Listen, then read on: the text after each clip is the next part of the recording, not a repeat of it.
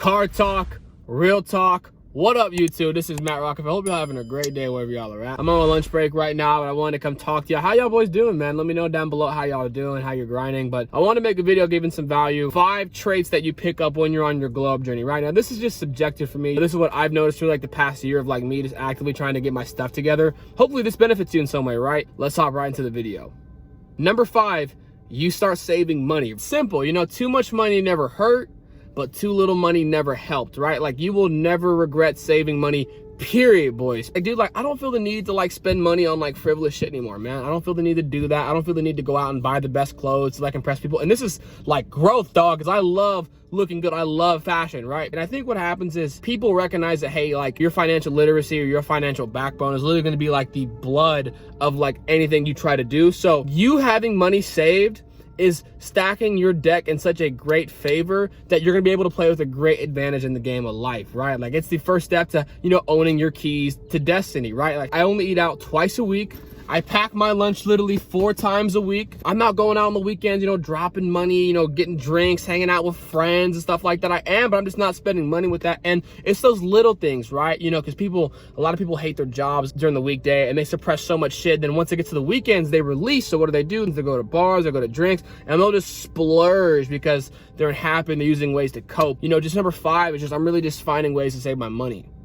Number 4 is I've just been getting off the media and I've just been like removing like the bullshit, right? Like, bro, like, what? I say this every time in my videos, man. Once you know what you want and once you know how to get what you want, guys, really nothing else matters. Social media is a huge trap, and a lot of people fall into the trap of consuming too much content, right? This is the problem with social media because it literally offers the worst this world has to offer in terms of consumption, right? Like the angriest news, the angriest people. I think when you're on your stuff and you're just so focused on obtaining one specific thing, you kind of just put like your blinders on and you're not worried about, you know, what's trending on Twitter. You're not worried about what celebrities doing this or that, right? Because it doesn't involve you or whatever you're trying to get to. So removing all the bullshit from your life. Does this have to do with YouTube? Okay, no. Does this have to do with my work? Okay, no. Does this have to do with my body? Okay, no. Then why am I worried about it, right? But just becoming more of a producer instead of a consumer.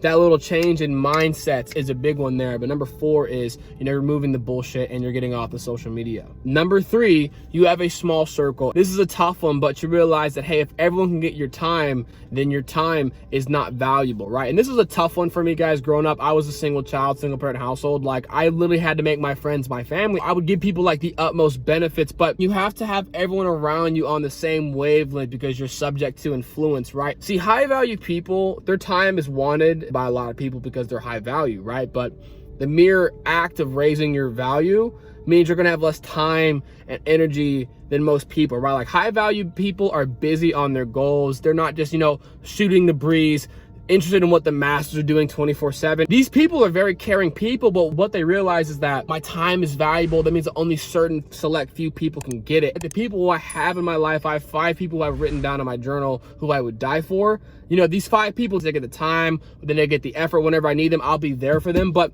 I think it's important that you write that down when you're trying to really level up. Your circle's got to be on the same wavelength. Your circle's got to be on that same footprint. They support you. They believe in you 100% because you're subject to influence. If you got a bad apple, man, the bad apple's going to be able to spoil that whole bunch, man. So it's got to be very clear cut with, you know, who's in my life and who's not in my life. And those people that are in your life, man, give them the world, be there for them. But the other people, you know what I'm saying, create boundaries. But, you know, number 3, you just have a super small circle now.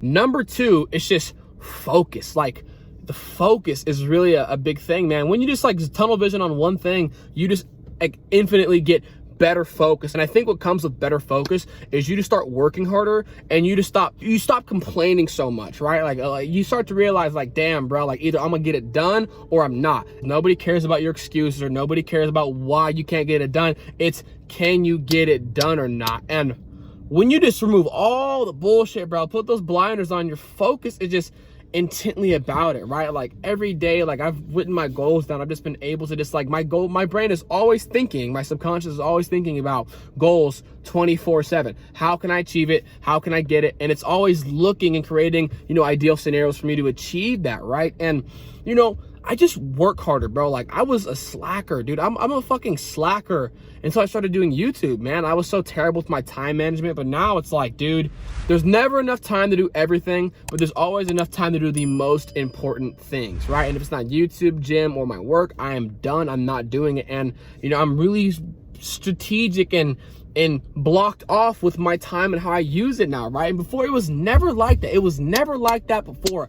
I was the type of guy who would just wake up, check his phone for 30 minutes, take a shower, be like a minute on time to work, and as soon as he gets home, he plays Xbox for like 3 hours, eats shitty food, and then goes to sleep at like 2 a.m. Like, it was never like that. But now, like, with purpose and focus, it's just everything is going the same way. Everything is going towards this one goal. It's super crazy, man, but you just work harder. You want to work harder, and you stop giving a fuck about complaining and excuses. Either you can have results or you can have excuses, but number two is you focus more and you work harder. Last but not least, number one, you just are a long-term thinker. You realize that, you know what, everything worth having in this life that's really valuable is a long-term asset, right? Your physique, having a high-paying job, all these things that are valuable and wanted, they take time. And a lot of the short-term shit, a lot of the short-term highs, what these will do is they'll give you pleasure in the now, but they're disasters for long-term success, right? That's what I think is the biggest benefit from NoFap. It's trying to transition you from a short-term mindset to a long-term mindset, because yeah, you could bust that out, yeah, you could pipe, but